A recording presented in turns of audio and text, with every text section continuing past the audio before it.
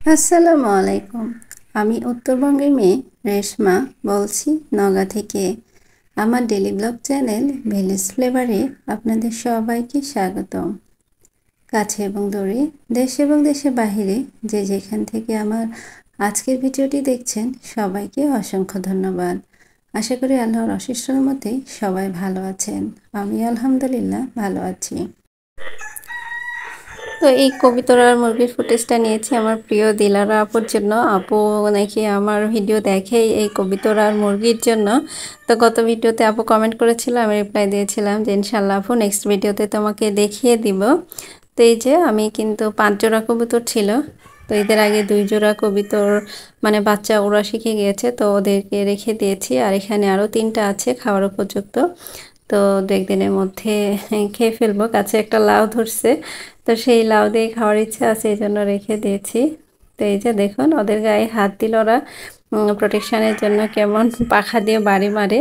তো এই জিনিসটা আমার খুব ভালো লাগে। যখনই আমি ওদেরকে খাবার দিতে আসি ওদের সাথে কিন্তু এরকম দুষ্টুমি করি, খুব জোরে জোরে বাড়ি দেয়। কিন্তু আসলে ওরা নিজেকে সেফ রাখার চেষ্টা করে, ভাবে যে হয়তো ওদেরকে কেউ ধরতে আসছে, ওদের ক্ষতি করবে, এটা ভেবে নিজেকে আর কি প্রোটেক্ট করে। আর ওদের মা যখন ওদেরকে খাওয়ায় তখন এত ভালো লাগে বিষয়টা দেখতে, ওদের গোসল করা দেখতেও কিন্তু খুব ভালো লাগে। তা আসলে আল্লাহর সৃষ্টি কত অপরূপ, যত দেখি ততই মুগ্ধ হই। আল্লাহ আমাদের মানুষদের বুদ্ধি, বিবেক, হাত পা সব কিছু দিয়েছে, কিন্তু প্রাণীদের এসব না থাকলেও ওরা কিভাবে প্রকৃতিতে নিজেদের সারভাইভ করবে, বেঁচে থাকবে, সেই বুদ্ধিও কিন্তু আল্লাহ ওদেরকে দিয়ে দিয়েছে। তো আশা করি দিলারা আপু তুমি কিন্তু এই ফুটেজটা দেখলে খুশি হবা। তোদেরকে আমি বাই বাই দিয়ে চলে আসছিলাম।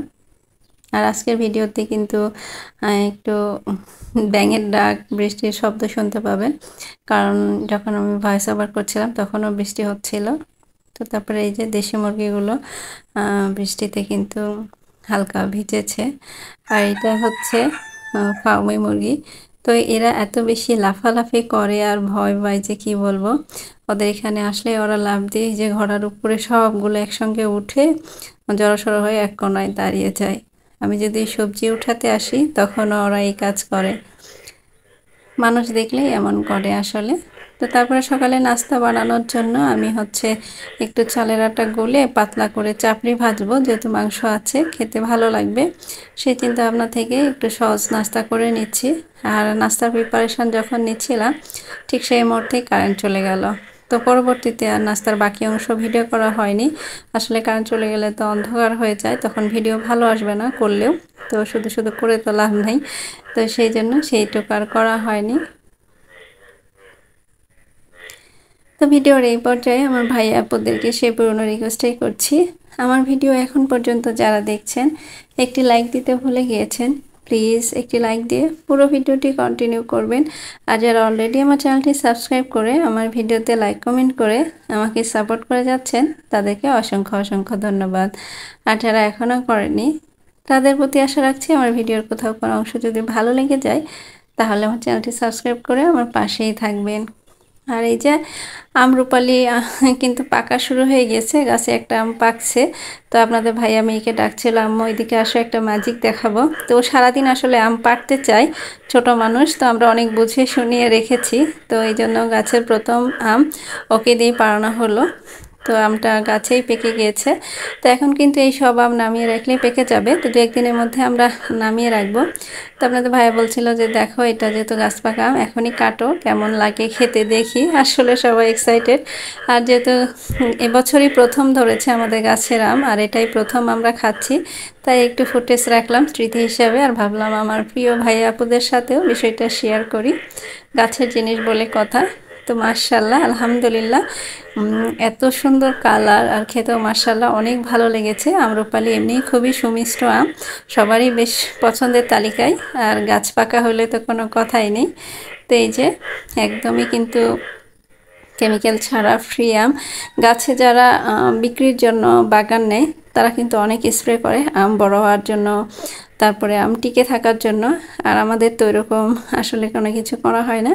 তো তারপরে দুপুরে আমার মায়ের বাসায় সবার দাওয়াত ছিল, তো আসলে মাংস খেতে খেতে তো সব টায়ার্ড, তো মাংস আর আমি নিইনি, আমি মাছ ভুনা আর ঘাটি দিয়ে খেয়েছি। লাস্টে এক পিস মাংস নিয়েছিলাম, তো সেটাই আসলে আর খেতে ইচ্ছা করছিল না। তো যাই হোক, সবাই মিলে এই যে কেউ খাটের উপরে কেউ নিচে বসে খাওয়া দাওয়া করছিলাম। তো ঈদটা আসলে এরকমই, দাওয়াত, মেহমান আসা, মেহমানদারি করা, মেহমান হয়ে কারো বাসায় যাওয়া, ঘোরাফেরা, এগুলোই চলে। তো তারপরে আবার আমার বাসায় কিন্তু বিকালে মেহমান আসছিল, তো ওরা রাতে খেয়ে ঢাকাতে চলে যায়। ভাগনা বউ আসছিল, ওদেরকে নাস্তা দিয়েছি। রাতের খাবার ভিডিও আসলে আর নেওয়া হয়নি, আসলে সব কিছু তো ভিডিও করা সম্ভব না। তো তারপরের দিন সকালে কিন্তু এই যে 11টার বাজে আমার ঢাকা থেকে যে ভাই ভাস্তা আসছিল ওরা চলে যাচ্ছে, আরেকজন শ্বশুরবাড়ি গিয়েছে সিরাজগঞ্জ, তো ওইখান থেকে যাবে। তারপরে আরেক ভাস্তা বউ হচ্ছে মায়ের বাসায় গিয়েছে কুষ্টিয়া, এখানে আসছিল ঈদ করার জন্য। ঈদ করার পর কিন্তু মেয়েরা সবাই মায়ের বাড়ি যাওয়ারই চেষ্টা করে, যেহেতু সবাই দূরে দূরে থাকে, সবারই শ্বশুরবাড়ি মায়ের বাড়ি যাওয়ার আলাদা একটা টান থাকে।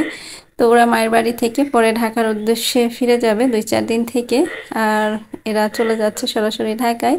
তো ওদেরকে বিদায় দিয়ে বাসায় আসছি। তো অনেক দিন পর ভাবলাম যে একটু মেহেদি দেই, এখন একটু মেহমান চলে গিয়েছে, কাজ কামেরও সেরকম প্রেশার নেই, তাই ইচ্ছা হলো। তো অনেক বছর পর কিন্তু হাতে মেহেদি লাগাচ্ছি আমি। তো আমার ভাগ্নি দিয়ে দিচ্ছে। তো একসময় কিন্তু আমিও খুব মেহেদি দিয়ে দিতাম ছোট পিচ্চিদের, এখন আর হয় না, সময় হয় না, আসলে নিজেও দিই না, কাউকে দিয়ে দেওয়াও হয় না। তো এখন কিন্তু আমার ভাগ্নি এই কাজটা করে, ও কিন্তু প্রায় 20-25 জনকে মেহেদি দিয়ে দেয়। আশেপাশের সবাই যায় ওর কাছে, ও আসলে খুব বিরক্ত হয়ে যায়।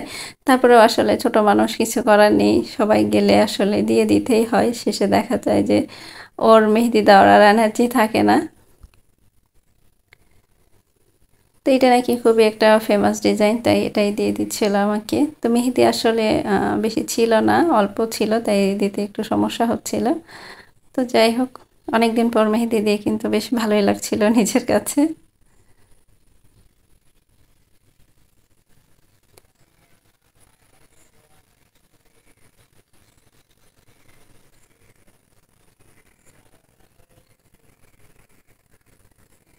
তো এটা যেহেতু একদম ইনস্ট্যান্ট রং হয়, তো দিয়েই কিন্তু আমি উঠিয়ে ফেলেছিলাম।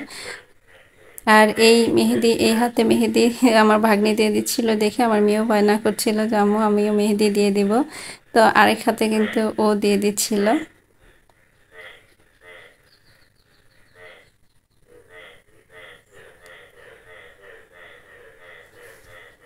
তো তারপরে বৃষ্টি হচ্ছিল দেখে কিন্তু আমার শাড়ি পরতে ইচ্ছা করছিল, তাই একটু শাড়ি পরেছিলাম বৃষ্টি বিলাস করার জন্য। তো একটু হালকা পাতলা আর কি নিজেকে সময় দিচ্ছিলাম। তো ঈদে তো আসলে আমাদের ওইভাবে নিজেকে আসলে সময় দেওয়া যায় না, শ্বশুরবাড়ি মায়ের বাড়ি এসে ঘোরাফেরা, আনন্দ, মেহমান থাকে তাদের আপ্যায়ন করা। তো সবাই চলে যাওয়ার পরে আসলে একটু বৃষ্টি বিলাস করছিলাম। তো একটু শাড়ি পরেছি, চুড়ি পরেছি, হাতে যেহেতু মেহেদি দিয়েছি, আর এরকম একটা বৃষ্টি স্নাত ওয়েদার আসলে মন ভালো করার জন্য যথেষ্ট। তো এই যে আমি হচ্ছে একটু বৃষ্টি হাত দিয়ে ছুঁয়ে দেওয়ার চেষ্টা করছিলাম। তো এমন বৃষ্টির ওয়েদার হবে আর চা খাবো না তা তো হয় না, বৃষ্টি বিলাস করতে গেলে কিন্তু 1 কাপ চা অবশ্যই জরুরি, তাই ভাবলাম যে 1 কাপ চা করে নিই। তো এই যে চা খাচ্ছিলাম আর বৃষ্টি বিলাস করছিলাম। আর এদিকে আমার শাড়ি পরা দেখে মেয়েও বায়না করছিল যে ও শাড়ি পরবে, তো পরে ওকে হচ্ছে শাড়ি পরিয়ে দেই। তো ওর শাড়িটা ছোট হয়ে গেছে, অনেক আগের কেনা, ব্লাউজটাও অনেক টাইট হয়ে গেছে। এটা আমার বড় ভাতিজার গায়ে হলুদে ওকে নিয়ে দেওয়া হয়েছিল, আমরা সবাই হাফ সিল্কের জামদানি নিয়েছিলাম, আর পিচ্চিদের এরকম শাড়ি নিয়ে দেওয়া হয়েছিল একই কালারের। তো ও শাড়ি পরে বলছিলাম ও ছবি উঠিয়ে দাও, তো আমি একটু ভিডিও করছিলাম। আসলে মেয়ে দেখতে দেখতে কিন্তু বড় হয়ে যাচ্ছে মাশাআল্লাহ। আর ও হচ্ছে এমনভাবে ছবি তোলার জন্য পোজ দিচ্ছিল যে আমি অবাক হয়ে যাচ্ছিলাম, ওকে কিন্তু শিখাই দিচ্ছি না, ও নিজে নিজেই পোজ দিচ্ছে, আমি হাসতেছিলাম। তো ও আবার ইশারা করছিল যে কি হাসতেছো কেন, মানে ও জানে না যে আমি ভিডিও করছি। তো ভিডিও করার পরে আর কয়েকটা ছবি তুলে দেই। তো তারপরে এই যে বৃষ্টি বিলাস করতে করতে আমার আপুদের কাছ থেকে বিদায় নিয়ে নিচ্ছি। নতুন আরেকটি ব্লগ নিয়ে আপনাদের সামনে হাজির হব। সে পর্যন্ত আল্লাহ হাফিজ, আসসালামু আলাইকুম।